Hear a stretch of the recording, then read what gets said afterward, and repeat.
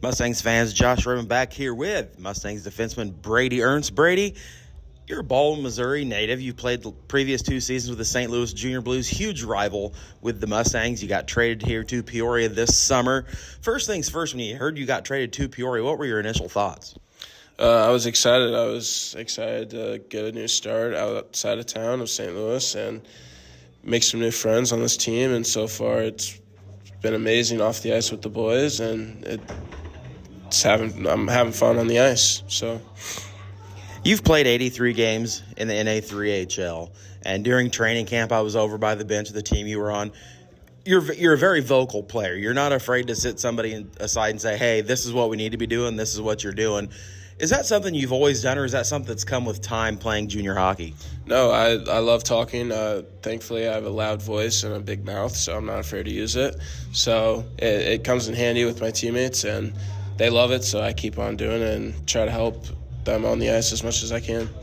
And in your career, you've got 3 goals, 4 assists, but you bring more than points to a game. You've had 2 assists this season, but bringing more to a game, when I say that, I mean you bring a physical presence. I mean, you're a big-bodied guy, 6'2", 220 pounds.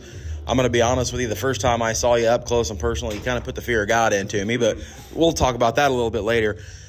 How long have you played this physical, gritty style of hockey?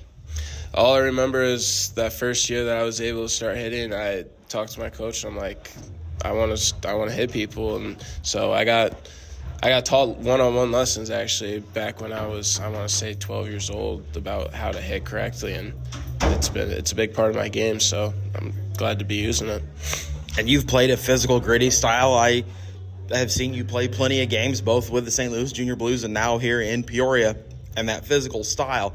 But you can change the tempo of a game in one fell swoop. I mean, you can bring the crowd to their feet with a cannonading thud of a hit against the wall. How does that feel, knowing that just one little move that you can do and people stand up and you get the boys going on the bench? Oh, it gets to me. It gives me a good feeling. It gets a little hip in my step, like gives me something to look forward to on the bench. If we're down goal and then I'm out on the ice, I'm like, all right, let's go. Let's turn this thing around. So.